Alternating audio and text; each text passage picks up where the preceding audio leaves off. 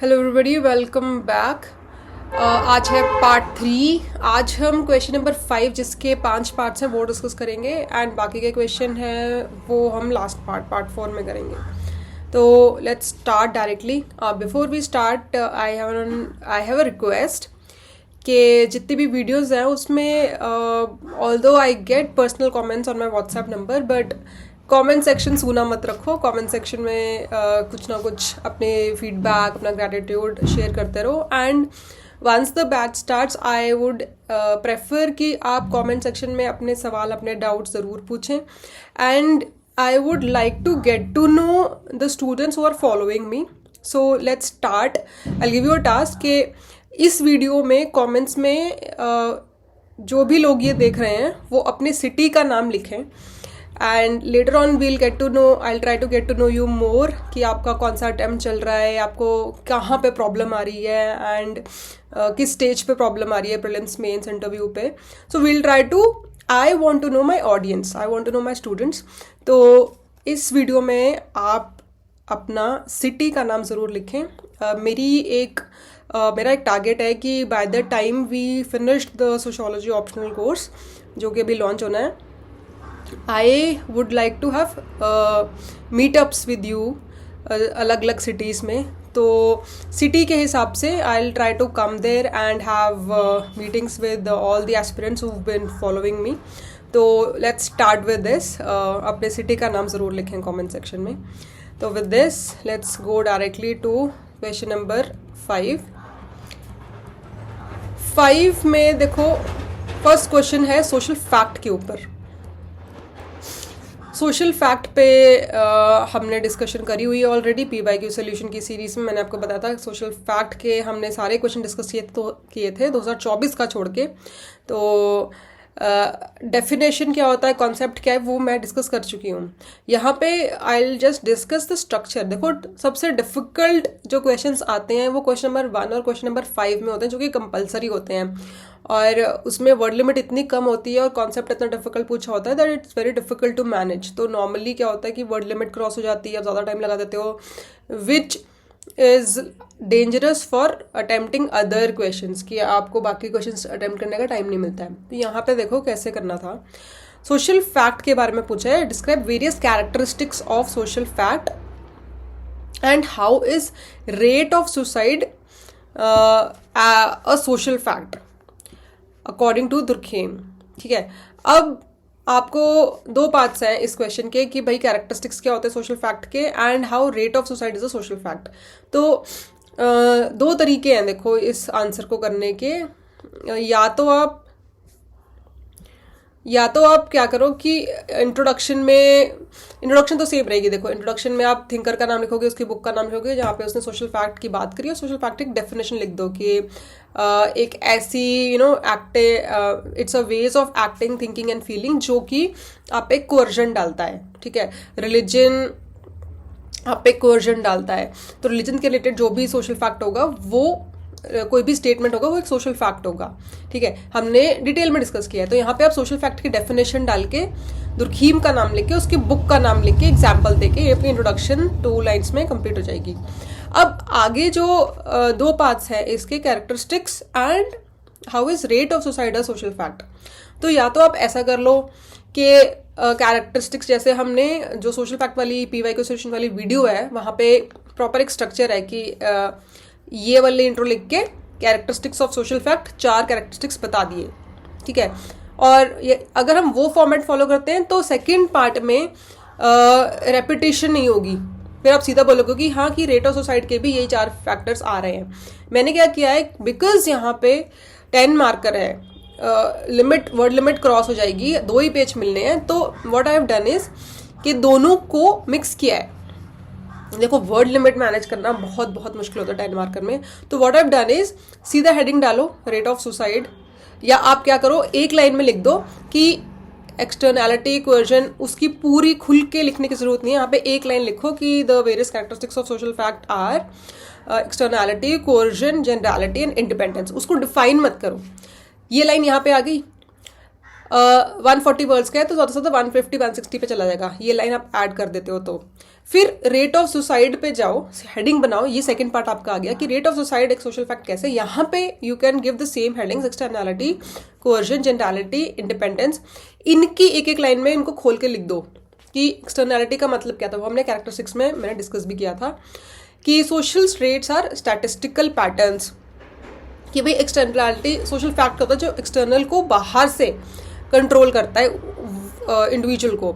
तो यहाँ पे आप देखोगे कि भाई जो सुसाइड है वो भी दुर्खीम ने अपनी स्टडी करके ये देखा था कि दीज आर सोशल करंट्स, ये सोशल फिनोमेना है, इसमें इंडिविजुअल का इतना रोल नहीं होता, हर सोसाइटी में ये पाया जा रहा है। कुछ कुछ परसेंटेज सुसाइड रेट हर सोसाइटी में होता है, थोड़ा बहुत डिफरेंसेस हो सकते हैं, बट एक पर्टिकुलर परसेंटेज 5%, 6% या 2%, 4% कुछ लोग हर सोसाइटी में सुसाइड करते हैं। तो it's external to the individual and their personal motives, ठीक है। फिर कोर्जन की बात कर लो आप। कोर्जन में क्या है कि ये आप पे आपको बांधती है, आप पे एक रेगुलेशन है ये। तो यहाँ पे जो 5 टाइप्स ऑफ सुसाइड की बात करी है उसने, वो अलग अलग उसने इन्हीं 2 फैक्टर्स पे बात करी है कोवर्जन वाले, कि सोशल जितना बंदा ज़्यादा इंटीग्रेटेड है सोसाइटी से, सोसाइटी की मुख्य धारा पे चल रहा है, उतना वो सुसाइड करने के ज़्यादा इंक्लाइंड नहीं होगा, उसकी टेंडेंसी इतनी नहीं होगी। जितना वो सोसाइटी से थोड़ा दूर है, थोड़ा एक अनकन्वेंशनल अलग पाथ फॉलो करता है, उतना वो डिप्रेशन में जाने के, सोसाइटी से ड्रिफ्ट अवे हो गया है, उतना उसकी टेंडेंसी सुसाइड करने की ज़्यादा हो जाती है। तो ये आप टेबल बना सकते हो। ये टेबल मैं बड़ा करके दिखाती हूँ कि ये बॉक्स बनाओ, यहाँ पे इंटीग्रेशन और रेगुलेशन लिखो कि भाई टू मच इंटीग्रेशन और टू मच रेगुलेशन पे ऑल्ट्रिस्टिक हो रही है, ठीक है। अगर इंटीग्रेशन कम है और रेगुलेशन ज़्यादा है तो फेटलिस्टिक हो रही है। इसके एग्जांपल्स भी मैंने आपको दिए थे, बट बिकॉज यहाँ पे this is just a part of a bigger question, तो यहाँ पे एग्जांपल्स दो ना दो चल जाएगा, बस ये टेबल आप ऐड कर दो कोवर्जन को एक्सप्लेन करने के लिए। फिर जनरलिटी, कि भाई ये हर सोसाइटी में पाया जा रहा है। एक्सटर्नैलिटी मतलब इंडिविजुअल तक ये रिड्यूस नहीं किया जाता, it's not because of your personal reasons कि आपको साइकोलॉजिकल प्रॉब्लम है या कुछ, ये एक सोसाइटी लेवल पे चीज़ थी। जनरलिटी में क्या है कि भाई ये पाई जा रही है हर सोसाइटी में, जैसे कि क्राइम है, क्राइम पॉवर्टी हर सोसाइटी में पाया जाता है, करप्शन, वैसे ही जो सुसाइड है वो भी हर सोसाइटी में ही पाया जाता है। Whether you talk about developed countries, whether you talk about developing countries, आप कहते हो कि एडवांस कंट्रीज में ज़्यादा खुशहाली होगी, वहाँ पे भी सुसाइड रेट है, कम ज़्यादा हो सकता है, ठीक है। तो ये आप लिख दोगे कि जनरल ट्रेंड है ये, ठीक है। फिर इंडिपेंडेंस, यानी कि इट इज़ इंडिविजुअल की जो सुसाइड रेट है, it is a collective pattern and even as individuals vary in their personal choices. Suicide rate करने के कारण अलग अलग हो सकते हैं, बट ये एक कलेक्टिव पैटर्न ही है, ठीक है। ये 4 पॉइंट्स मैंने आपको खुल के बताए हुए हैं, तो उन्हीं 4 पॉइंट्स, अगर आपको ये 4 पॉइंट्स पता है और सुसाइड रेट पढ़ा हुआ है, दोनों को लिंक करना है ये, ठीक है। तो लिंकेज आपकी यहाँ पे हो जाएगी। फिर आप एंड में थोड़ा सा कुछ data, because we talking about suicide rate, जो कि एक बहुत ही सोशियोलॉजी इन जनरल ही बहुत ही you can relate it on a contemporary level. तो कोई ना कोई एग्जाम्पल एंड में, अगर आपको किसी से एक आधा नंबर ज़्यादा खींचना है तो उससे रिलेटेड कुछ ना कुछ डेटा, कोई ना कोई रिपोर्ट डाल दो। यहाँ पे NCRB का 2021 का डेटा डाल रही हूँ मैं कि भाई 2021 में NCRB की जो रिपोर्ट कहती है कि भाई इंडिया में ऑलमोस्ट 1.5 लाख सुसाइड्स हुए हैं, ठीक है। एंड ये तो देखो इट्स अ गवर्नमेंट डेटा, ये थोड़ा कंजर्वेटिव डेटा ही होता है, रियलिटी में शायद इससे ज़्यादा होते हैं।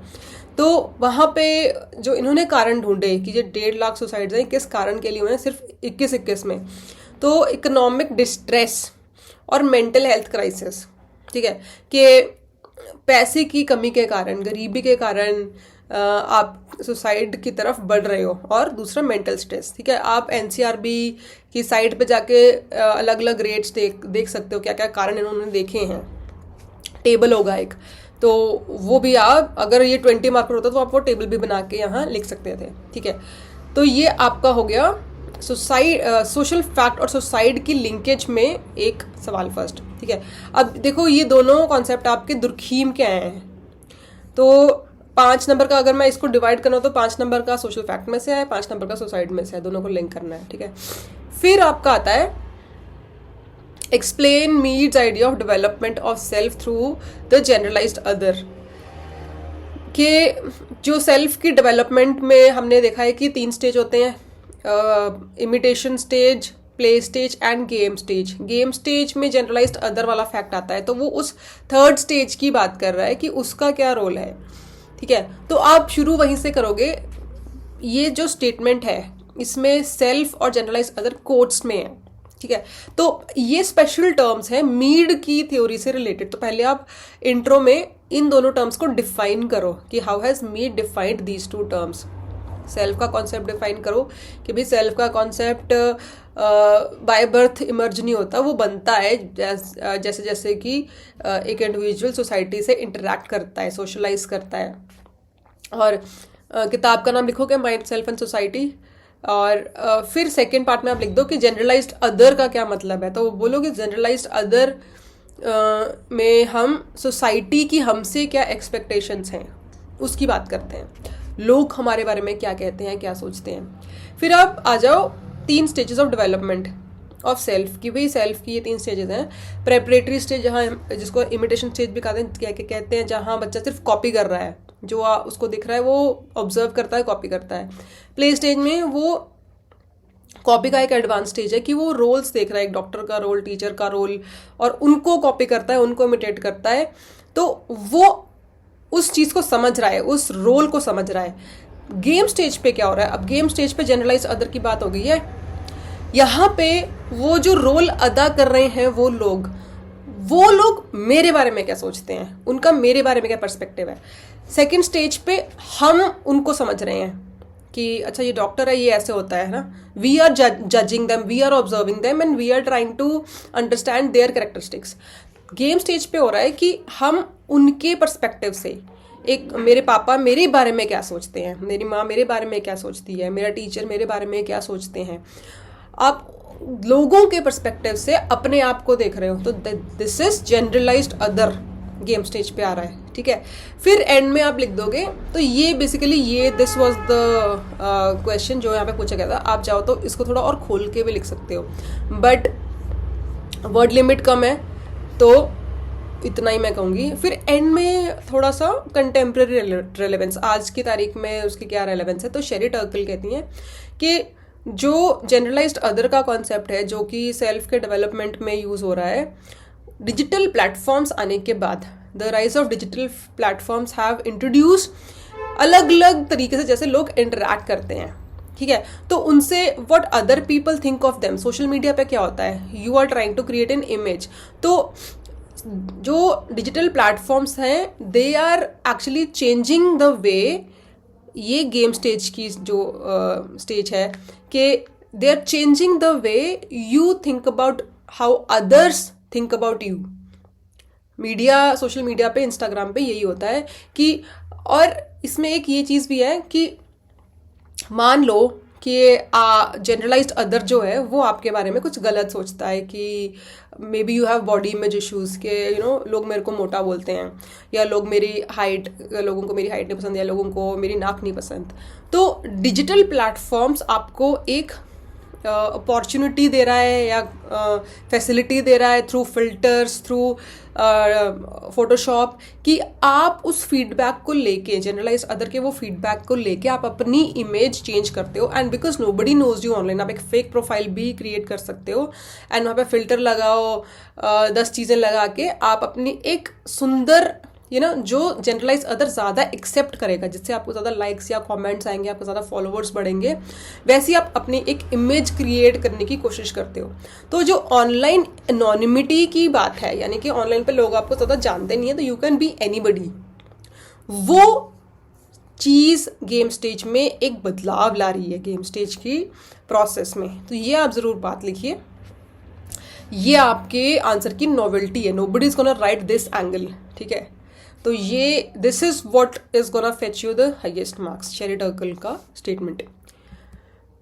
नेक्स्ट आ जाओ, next is very easy question. ये आपका वर्क वाले चैप्टर से आया है कि फ्यूडल एंड कैपिटल सोसाइटी में वर्क ऑर्गेनाइजेशन के क्या डिफरेंसेस हैं, फ्यूडल और कैपिटलिज्म में क्या डिफरेंसेस आते हैं। तो मार्क्स का इंट्रोडक्शन में लिखो कि भाई मार्क्स ने दास कैपिटल और कम्युनिस्ट मैनिफेस्टो में इस कॉन्सेप्ट की बात करी है, कार्ल मार्क्स की थ्योरी है ये। और फिर सीधा टेबल बनाओ, जब भी कंपैरिजन की बात आ रही है, जब भी डिफरेंसेस की बात आ रही है, सीधा टेबल बनाइए। आपकी वर्ड लिमिट बचती है, आपका आंसर ज़्यादा सिस्टमैटिक दिखता है, ज़्यादा आपकी क्लैरिटी ऑफ थॉट दिखती है, एंड चेकर को भी पढ़ने में समझने में ईजी होता है। तो हेडिंग्स में आप 4-5 फैक्टर्स बना दो कि इस फैक्टर्स पे हम डिफरेंशिएट कर रहे हैं, इन एस्पेक्ट्स पे हम डिफरेंशिएट कर रहे हैं। तो feudalism, capitalism, mode of production है ये दो। फिर किस टाइप की इकोनॉमिक एक्टिविटी है, फ्यूडलिज्म मतलब एग्रीकल्चर, ठीक है, खेती बाड़ी। यहाँ पे industrial factory based mode of production की बात कर रहे हैं। फिर यहाँ पे 2 होते हैं, लॉर्ड और सर्फ।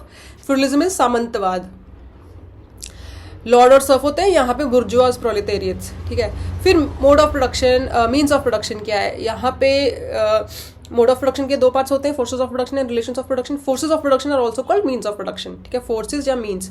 तो लिख दो कि भाई लैंड चाहिए होता है, पास्चर्स चाहिए होते हैं, नो खुला एरिया चाहिए होता है, ड्रेनेज सिस्टम, मिल, जो भी आपको चाहिए, और यहाँ पे लेबर भी चाहिए होती है, ठीक है।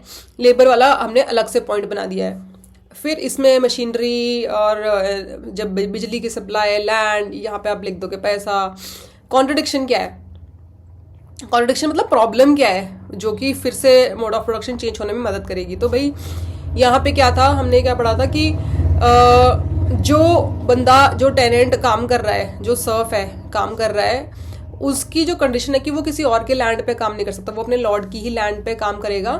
एंड जो रेंट है सारा, मतलब अपने सब्सिस्टेंस वाले, अपने फैमिली के खर्चे को छोड़ के बाकी उसको लॉर्ड को ही देना पड़ता है। उसके ऊपर वो प्रॉफिट के लिए या आगे की सेविंग के लिए, इन्वेस्टमेंट के लिए पैसे नहीं बचा सकता।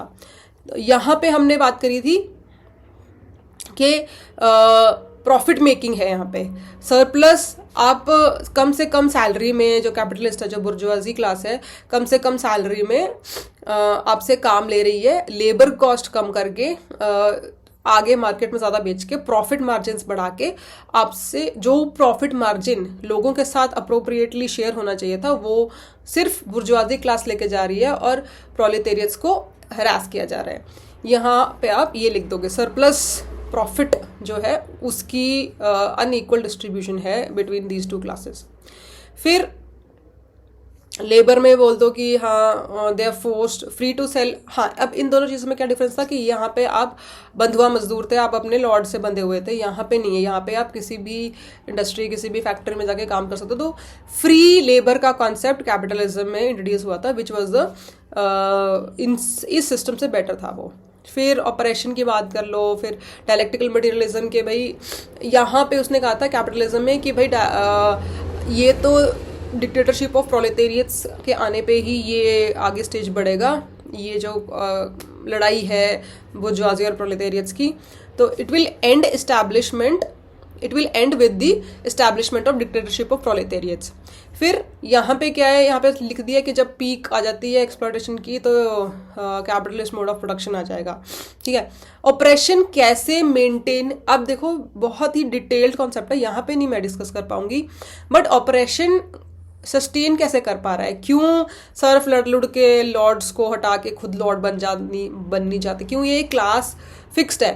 तो कह रहे हैं कि लॉर्ड्स के पास है मिलिट्री, और लॉर्ड्स का इन्फ्लुएंस है लॉ बनाने पे भी। तो फाइनली जो हम पावर और अथॉरिटी की भी बात करते हैं कि पावर है लॉर्ड के पास, और पावर कौन सी है, मिलिट्री पावर और लीगल पावर। तो उससे वो ये ऑपरेशन सस्टेन कर पा रहे हैं, ये विद्रोह को रोक पा रहे हैं, ये रेवोल्यूशन होने से उनको रोक पा रहे हैं।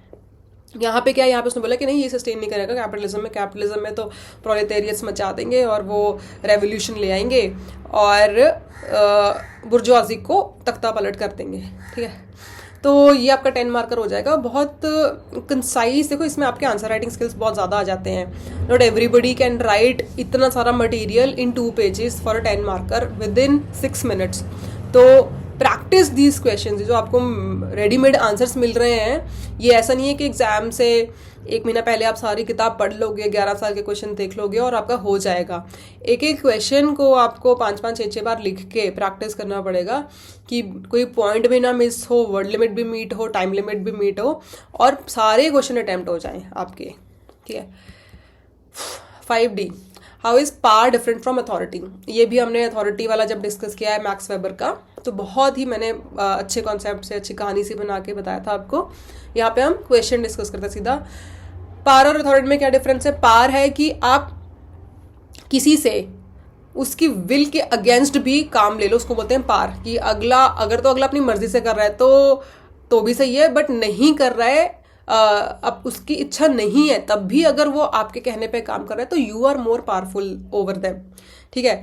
तो इसमें टेररिज्म, इसमें फिजिकल वायलेंस, इसमें सब आ जाएगा। But how is power different from authority? Authority में क्या है? Authority is the accepted legitimised form of power, जो हमारी सोसाइटी ने मिल के रूल्स रेगुलेशंस बनाए हैं कि भाई ये पावर ठीक है, कि भाई पुलिस का लाठीचार्ज लोगों पे लॉ बना हुआ है कि लाठी उनको दी गई है। ठीक है। आर्मी को बंदूक दी गई है, टैंक्स दिए गए हैं मारने वारने के लिए। ठीक है। अगर कोई स्ट्राइक कर रहा है तो पुलिस आएगी, उनको हटाएगी, तो वो चाहे या ना चाहे, और ये लेजिटिमाइज्ड अथॉरिटी है। ठीक है। तो या फिर कोई राजा है, प्रजा है, तो राजा के पास अथॉरिटी है कि वो प्रजा से टैक्स इतना ले सकता है। गवर्नमेंट के पास अथॉरिटी है कि आपको टैक्स कितना भी चुभे, आपको वो देना ही है। वो legally legitimised form of power है। ठीक है। फिर बोला है कि discuss various, this is a very easy question, इन दोनों में डिफरेंस बताओ और अथॉरिटी के टाइप्स बता दो। तो टाइप्स बता दो आप, traditional, charismatic and legal rational. हर एक का एग्जाम्पल दे दो। एक ये वर्ड आप जरूर डालेंगे अपने आंसर में जो कोई भी नहीं डाल रहा होगा। अथॉरिटी का रियल जर्मन वर्ड जो कि मैक्स वेबर ने यूज किया था, हर्शाफ्ट। ठीक है। ये आप लिख दो, आपके आंसर में 4 चांद लग जाएंगे। उनको लगा कि हाँ, इसने एक स्टेप डीपर स्टडी करी हुई है बच्चे ने। फिर आप ऐसे कंक्लूड कर दोगे। And very easy question. सबसे जो एक तरीका होता है क्वेश्चन पेपर अटेम्प्ट करने का, कि सबसे पहले आप इजी क्वेश्चंस अटेम्प्ट करते हो, तो ये जो क्वेश्चन होगा ये इजी क्वेश्चंस में कैटेगराइज होता है। फिर आता है आपका 5E या 1E। Normally difficult out of the syllabus से क्वेश्चन होते हैं। देखते हैं इसमें क्या करना है। मतलब उसमें थोड़ा सा जीएस का एंगल क्वेश्चन में ही डाला होता है। वैसे तो आप डालते हो हर आंसर में बिना पूछे हुए भी, बट यहाँ पे क्वेश्चन में ही पूछा गया। तो if you don't know the current affair part of the question, your marks will be deducted. Critically examine the roles of science and technology in social change. Critically examine, pros भी बताने हैं, cons भी बताने हैं, कि जब technology के साथ सोशल चेंज आता है तो उसमें अच्छी चीज़ें क्या होती हैं, बुरी चीज़ें क्या होती हैं, और इसको सोशोलॉजिकल एंगल से लिखना है। Then what is the trend in online education and teaching, latest, what is your opinion in the increasing trend in online education and teaching. ठीक है। अब ऑनलाइन एजुकेशन टेक्नोलॉजी का ही एक पार्ट आ गया, टेक्नोलॉजी की बात आ रही है, तो ये इसी से लिंक्ड है, बट ये थोड़ा out of the syllabus GS related question है, पार्ट है। अब देखो सोशल चेंज वैसे हम पढ़ेंगे, हमारे सिलेबस में है ये एंड के चैप्टर्स में, और science and technology and social change direct ही ये आपके सिलेबस का पार्ट है, बट इसके प्रोज एंड कॉन्स लिखने हैं फ्रॉम अ सोशोलॉजिकल एंगल। तो जब आप पॉजिटिव चीज़ों की बात करें, what are you thinking about, you're thinking about AI. थोड़ा सा अगर आप जीएस वाला पार्ट लेके आओ कि भाई एआई अगर आ रहा है तो उसकी पॉजिटिव और नेगेटिव चीज़ें क्या आ रही हैं। इंडस्ट्रियल रेवोल्यूशन जब आया था उसकी पॉजिटिव और नेगेटिव चीज़ें क्या हुई थी। एलपीजी रिफॉर्म्स जब इंटरनेट आया था, इंटरनेट के आने पे क्या क्या पॉजिटिव और नेगेटिव चीज़ें हुई। अब हर बच्चे के फ़ोन पे इंटरनेट है, या 4G 5G आ गया है, एक्सेसिबिलिटी टेक्नोलॉजी की और बढ़ गई है, तो उसके पॉजिटिव और नेगेटिव क्या हो रहे हैं। ठीक है। तो जब आप इन लाइन्स पे सोचोगे आपको एक बहुत ही वाइड लेवल पे आपको एक ऑब्जर्वेशन आएगी कि भाई इसको मैं 4 पार्ट्स में डिवाइड करता हूँ। इकोनॉमिक, हेल्थ केयर, एजुकेशनल, हर एंगल पे जैसे आप जीएस में डायमेंशंस निकालते हैं वैसे आप डायमेंशन निकालो को पॉजिटिव। आपको ये पता है कि सोशियोलॉजी इंडस्ट्रियल रेवोल्यूशन के नेगेटिव जो it was a reaction to the problems created by industrial revolution. तो जो सोशियोलॉजी एंगल वाला पार्ट है इसका, जब आप क्रिटिकली एग्जामिनेशन कर रहे हो, सोशियोलॉजी एंगल वाला पार्ट वो आएगा आपके नेगेटिव, जब आप इसकी नेगेटिव बातें करोगे। पॉजिटिव में आपका जनरल साइंस वाला, जनरल जीएस वाला इस साइड आ जाएगी आपकी कि भाई 4-5 डायमेंशन निकालो कि इकोनॉमिक लेवल पे हाँ जीडीपी ग्रोथ हुई, डेवलपिंग कंट्रीज डेवलप्ड कंट्रीज में कन्वर्ट होते हैं जब उनके पास टेक्नोलॉजी होती है, मिलिट्री पावर होती है, न्यूक्लियर पावर होती है, लोगों को वो इंटरनेट ज़्यादा से ज़्यादा लोगों को प्रोवाइड कर पा रहे हैं। हेल्थ केयर में आप लिख दो कि हेल्थ केयर में MRI CT स्कैन ये सब चीज़ें आती हैं और ये बहुत महंगी चीज़ें होती हैं और इसकी जो टेक्नोलॉजी है वो मोस्टली डेवलपिंग कंट्रीज़ को फ़ॉरेन से इंपोर्ट करानी पड़ती हैं। तो अगर वो टेक्नोलॉजी आप अपने ही कंट्री में ले आते हो, साइंस एंड टेक्नोलॉजी की बात हो रही है, अगर आपके साइंटिस्ट वही टेक्नोलॉजी चीपर रेट पे यहाँ पे इन हाउस बना पा रहे हैं तो हेल्थ की एडवांसमेंट होती है। फिर एजुकेशनल एक्सेस, यही वाला एंगल क्वेश्चन में ही है कि एजुकेशन ज़्यादा डेमोक्रेटाइज्ड होती है, ज़्यादा एक्सेसिबल होती है कम रेट पे, एंड एक्सेसिबल अफोर्डेबल भी होती है। और ये NEP नेशनल एजुकेशन पॉलिसी 2020 का आप दे दो कि भाई ऑनलाइन प्लेटफॉर्म्स का इन्होंने बढ़ावा दिया है इस पॉलिसी में। ग्लोबल कनेक्टिविटी बढ़ती है science and technology, when you आपके कम्यूट करने के, ट्रांसपोर्टेशन के तरीके और एडवांस हो जाते हैं, फ्लाइट्स चीप हो जाती हैं, ट्रेन्स, बसेस, फिर इसमें कैब्स की, ओला उबर की बात कर लो। Global connectivity, and global connectivity not just physical but internet के थ्रू जो हम कम्युनिकेशन कर रहे हैं, जैसे मैं आपको यूट्यूब के थ्रू बढ़ा रही हूँ तो ये। और इसमें गिडेंस, सोशोलॉजिकल एंगल डालो। गिडेंस ने ग्लोबल विलेज की बात करी। We have never been in the history of human civilisation we have never been this connected with the world. ठीक है, नेगेटिव में शुरू हो जाओ। फिर अब नेगेटिव इम्पैक्ट की जब बात कर रहे हैं तो सिलेबस उठाओ थिंकर्स पेपर 1 कि भाई कार्ल मार्क्स ने टेक्नोलॉजी के बारे में क्या कहा था कि एक मोड ऑफ प्रोडक्शन से जब दूसरे मोड ऑफ प्रोडक्शन में जब नई टेक्नोलॉजी कोई आ रही होती है, that has a bigger role to play. एक तो चलो आपका डायलेक्टिकल मटेरियलिज्म चल रहा है, आपके दोनों में जो दोनों क्लासेस हैं उसमें लड़ाई चल रही है और वो बहुत पीक पे आ चुकी है, फ्रस्ट्रेशन आ चुकी है। दूसरा था कि नया मोड ऑफ प्रोडक्शन मैंने कहा था तब आता है जब old forces of production, old relations of production clash with new forces of production.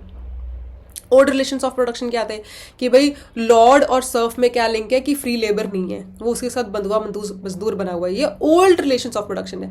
When they clash with new forces of production, new forces of production, we are talking about new technology, the technology of mass production, the technology of factories.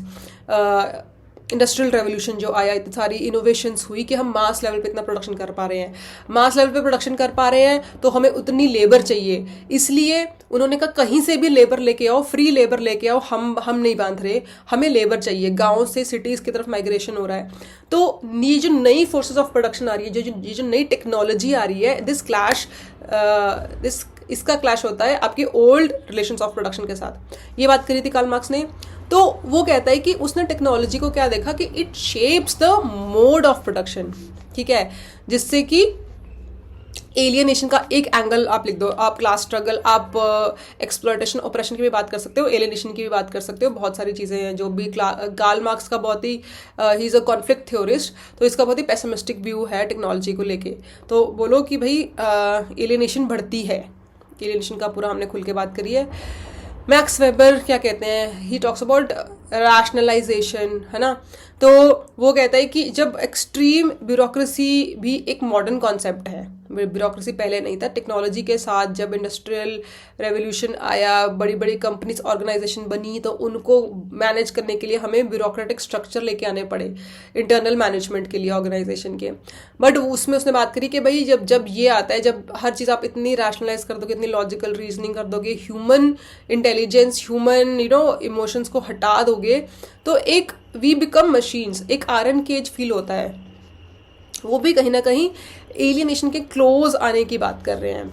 फिर Durkheim ने बोला था कि भाई पुराने ज़माने में mechanical solidarity होती थी, अब है ऑर्गेनिक सॉलिडारिटी, क्योंकि अब स्पेशलाइजेशन टेक्नोलॉजी के आने के साथ साथ we people do very specialised works. पहले हॉस्पिटल्स नहीं होते थे, पहले स्कूल्स नहीं होते थे, पहले डे केयर सिस्टम नहीं था, क्रच नहीं होते थे, पहले आपका टेलर नहीं होता था, आप मार्केट में जाके कपड़ा नहीं खरीदते थे, सब कुछ इन हाउस होता था, घर पे होता था, ठीक है। अब क्या है, आप कॉस्मेटिक्स, मेकअप सब मार्केट से खरीदते हो, कपड़े मार्केट से खरीदते हो। तो we have become organic solidarity का मतलब कि सब में एक इंटरकनेक्शन इतना ज़्यादा हो गया, we are so dependent on the rest of the society that it is called organic.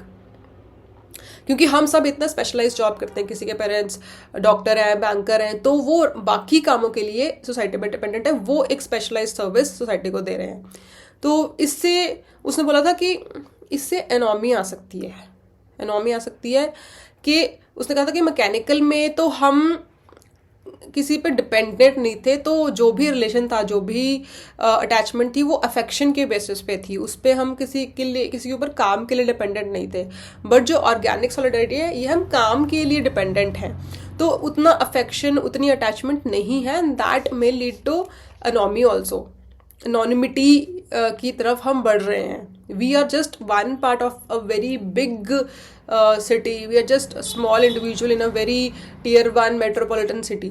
और ये कह रहा है कि ये तब होता है जब मॉरल नॉर्म्स आपके लैग, देखो मॉरल नॉर्म्स लैग करेंगे जब आप इतना अनोनिमस जीवन जीते हो बड़े बड़े सिटीज़ में, एंड दैट इज़, इसी से ही आपका लिंक्ड है, इस एनॉमी से ही लिंक्ड है आपका, जो बड़े बड़े सिटीज़ में न्यू रिलीजियस मूवमेंट्स आ रहे हैं, जो new environmental movements, people want some kind of reason to mingle, to talk to people, to gather.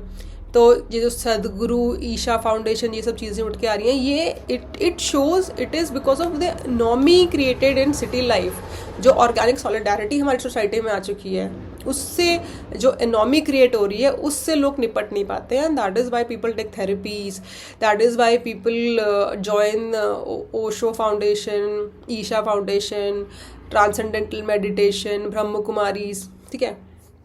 फिर नेक्स्ट में आपको सेकंड पार्ट पे आ जाओगे कि भाई ऑनलाइन एजुकेशन और टीचिंग जो है, इसका जो ट्रेंड आ रहा है, इसके बारे में आप बताइए। तो पॉजिटिव, एक लाइन इन दोनों की, देखो मैंने थोड़ा इसको ज़्यादा वेटेज दी है, इसको कम, बट ट्राई टू हैव, ये मैंने एक्स्ट्रा पॉइंट्स दे दिए हैं, 160 पे वर्ड लिमिट गई है। अगर आप थोड़ा सा कंसाइज करके लिखो और इसमें एक पॉइंट एक्स्ट्रा ऐड कर दो, तो आपका ये बैलेंस होगा, बिकॉज 10 मार्कर है तो 5 नंबर इसके हैं, 5 नंबर इसके हैं, ठीक है। अब इंक्रीजिंग ट्रेंड, तो पॉजिटिव इम्पैक्ट ये है कि भाई एक्सेसिबिलिटी बढ़ी है एजुकेशन की, एजुकेशन डेमोक्रेटाइज हुआ है, एवरीबडी, जो राइट टू एजुकेशन आपका फंडामेंटल राइट है, वो उसकी एक्सेसिबिलिटी लोगों को बढ़ी है इंटरनेट के थ्रू। हर इंसान घर पे बैठे पढ़ पा रहा है, और ये नेशनल एजुकेशन पॉलिसी ने भी ऑनलाइन एजुकेशन को बढ़ावा दिया है। फिर आता है चैलेंजेस क्या हैं। चैलेंजेस ये हैं कि भाई online education is depending on internet connectivity, but internet connectivity is still not accessible in rural India. 15% of rural, only 15% of rural households have internet connectivity. ठीक है, ये प्रॉब्लम का सबसे बुरा एंगल, मतलब बुरा टाइम आपने 2020 में देखा होगा, कोविड के टाइम पे, जब जो गरीब लोग थे, जो आंगनवाड़ी में पढ़ते थे या सरकारी स्कूल्स में पढ़ते थे आरटीआई के अंडर, जो बहुत ही गरीब लोग थे, ठीक है, जो उनको फ्री एजुकेशन पे वो डिपेंडेंट थे, जब इंटरनेट चला गया और उनके टीचर्स ने बोला या उनके स्कूल्स ने बोला कि भाई आप स्मार्टफोन खरीद लीजिए, या आईपैड या स्मार्टफोन खरीद लीजिए, पढ़ाई ऑनलाइन ही होगी, स्कूल पे नहीं आना। तो the families who could not afford a smartphone, 10-15 हज़ार का आता है, 8-9 हज़ार का आता है, गरीब घरों के बच्चे वो नहीं खरीद पाए, they could not attend classes. तो even the brightest of the poor students जो कि स्कॉलरशिप पे थे, दे कमिटेड सुसाइड। 10th स्टैंडर्ड के बच्चों ने सुसाइड किया, 8th स्टैंडर्ड के बच्चों ने, because they were so bright, और उनकी क्लासेस मिस हो रही थी, nobody was there to guide them. Parents से वो पैसा मांगते थे स्मार्टफोन के लिए, वो दे कुड नॉट अफोर्ड। और ये चेंज इतना क्विक हुआ है कि कोई एनजीओ या कोई गवर्नमेंट स्कीम के थ्रू भी वो स्मार्टफोन नहीं खरीद पा रहे थे। तो front page news, every 3rd-4th day ये फ्रंट पेज न्यूज़ आ रही थी, this was the negative impact. Too much online उसको एजुकेशन प्रमोट करोगे विदाउट प्रॉपर एक्सेसिबिलिटी, और उसी पे ही पूरा आपने प्लेटफॉर्म शिफ्ट कर दिया फिजिकल ऑफलाइन एजुकेशन ख़त्म करके, तो प्रॉब्लम्स आएंगी। फिर लास्ट पॉइंट इवान इलिच क्या बोलते हैं, ये कहते हैं कि डेमोक्रेटाइज तो हुई है ऑनलाइन एजुकेशन के साथ, बट डेमोक्रेटाइजेशन के बहुत सारे एंगल्स होते हैं। एक्सेसिबिलिटी और अफोर्डेबिलिटी दो अलग अलग चीज़ें। एक्सेसिबिलिटी मतलब अगर आपके पास इंटरनेट कनेक्शन है तो आप एक्सेस कर सकते हैं, एक्सेसिबिलिटी आ गई। बट क्या वो इंटरनेट कनेक्शन आप अफोर्ड कर सकते हैं? क्या आपके पास पैसे हैं वो देने के लिए? हाँ, मेरे घर के पास स्टार लगा हुआ है 5G का, बट मेरे पास क्या स्मार्टफोन अफोर्ड करने के पैसे हैं ताकि मैं वो फैसिलिटी ले सकूं? तो एक्सेसिबिलिटी तो है, मेरे घर के पास स्टार लगा हुआ है, बट मैं वो अफोर्ड नहीं कर पा रही हूँ बिकॉज मेरे पास पैसे नहीं है। तो उसी की उसने बात करी है कि जब कमर्शलाइजेशन हो जाती है तो डेमोक्रेटाइज का होने का पर्पस जो है वो आधा अधूरा ही फिर आपका कंप्लीट होगा। एक्सेसिबिलिटी तो आ गई, अफोर्डेबिलिटी नहीं है। ये सेकंड उसने बोला एलियनेशन। आप घर बैठे पढ़ रहे हो, एक सोशल सर्कल आपका बनता है when you go for an offline class. आपके फ्रेंड्स पढ़ते हैं, आपका स्टडी ग्रुप बनता है, आप 10 चीज़ें पूछते हो जो शायद ऑनलाइन आप नहीं पूछते। देखो, human is a social animal, उसको चाहिए एक human touch, human physical contact, बात करने के लिए या चाय पीने के लिए, समोसा खाने के लिए। जब आप ब्रेक्स लेते हो, सारा दिन घर पे बैठोगे, एक तो आपकी पर्सनालिटी डेवलप नहीं होगी। 1 साल आप पढ़ सकते हो, 2 साल पढ़ सकते हो, 3-4 साल घर पे अकेले कमरे में बंद ताला लगा के पढ़ना is very difficult. You may and up in depression also. तो ये इसने negative impact of online education की बात करी है, ठीक है। तो यहाँ पे आपका ये आंसर कंप्लीट हो जाएगा। बाकी हमारे बचते हैं 6, 7, 8, तो यानी कि 9 क्वेश्चन बचते हैं, वो हम नेक्स्ट सेशन में लेंगे, ठीक है। That is it for today, thank you.